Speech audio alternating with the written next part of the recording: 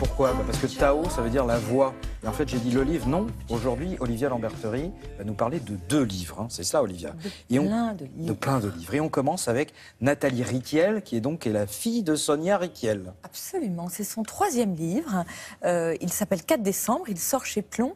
Elle avait déjà écrit un récit qui s'appelait « Tu seras une femme, ma fille », un ouvrage autour de l'élégance, avec plein de collaborateurs chez Autrement, qui était très intéressant. Et là, c'est un roman autobiographique. Quelle est la fiction, quelle est la réalité? On ne sait pas toujours, ou on ne sait pas du tout. Mais je dirais que ça n'a aucune importance, parce que ce qui est important, c'est qu'on sent qu'elle parle vrai.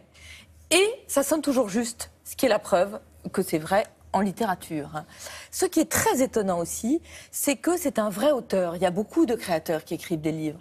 Là, dans ce 3e livre de Nathalie Riquiel, on sent vraiment le goût des mots, le choix du mot juste, une vraie écriture. Mais comme vous dites autobiographie, ça veut dire qu'il y a une nécessité de raconter toute cette histoire de sa maman. Il y a une nécessité de raconter, et je pense qu'il y a une nécessité de raconter un parcours, comment elle s'est trouvée, et elle a eu beaucoup de mal à trouver à la fois qui elle était et quelle était sa place.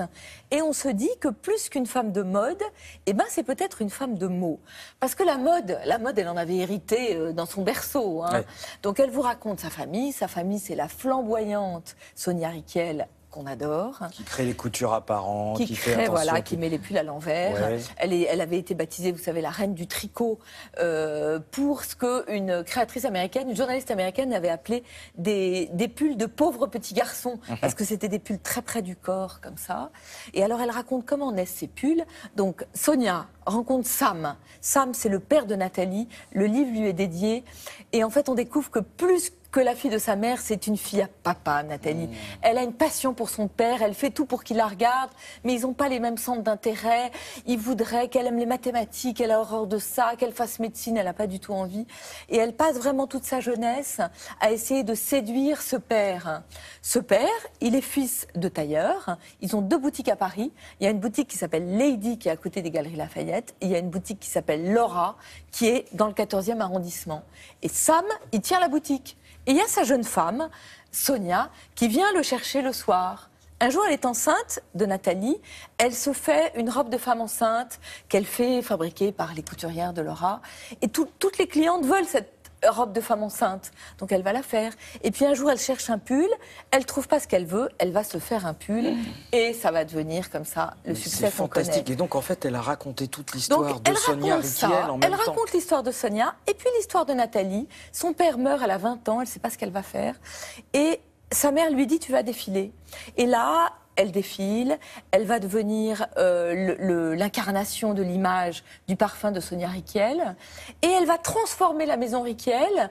Elle va donner envie aux filles des premières clientes de s'habiller aussi en Riquiel. Elle a eu un très grand rôle, Nathalie, chez Riquiel, qu'on ne connaît pas toujours. Et puis elle raconte aussi ses histoires d'amour. Et alors elle aime comme elle respire. Elle a des histoires qu'elle raconte avec, je trouve, une espèce de franchise absolument désarmante. Et puis elle raconte la dépression, elle raconte les migraines. Et elle raconte comment, en écrivant finalement, eh ben, elle trouve sa place, finalement, plus que dans la mode. C'est 2 portraits de femmes, une femme qui raconte la maternité, la féminité, et puis le portrait aussi de Sonia Riquiel, aujourd'hui, qui est attaquée par la maladie. C'est très bien, ça donne très étonnant. Très envie. Vous avez dit c'est chez Plon, et ça s'intitule 4 décembre, effectivement. Et il faut que je vous montre d'autres livres stylés. Là, vous voyez, vous pensez, alors, je vous montre ça. On reconnaît là tout de suite... La couverture blanche de Gallimard. La collection blanche de Gallimard. Absolument. Sauf que ce ne sont pas des livres, ce sont des cahiers. Gallimard a l'idée géniale de sortir une papeterie. Vous avez tous les formats. Vous avez un maxi-format avec l'amour fou. Vous avez des cahiers, vous avez des blocs avec une tranche rouge ravissante. Vous avez des tout petits cahiers. Et tout ça reprend les codes de la couverture blanche. Couverture blanche qui est crème, comme vous l'observez. Oui, c'est vrai. Je me suis toujours demandé pourquoi. J'ai trouvé pour vous. La collection, elle est créée en 1911. Oui. Gaston Gallimard, Jean Schlumberger et André Gide. Et en fait, elle est blanche par rapport aux couvertures de l'époque qui sont un peu jaunâtres. Elle est blanche par rapport au jaune et elle est blanche par la volonté des 3 fondateurs de nouvelliser, de créer une nouvelle collection qui soit plus moderne et qui va accueillir tout. Ce qui est beau chez Gallimard, c'est que sous la blanche, vous avez de la poésie, vous avez des romans, vous avez des essais.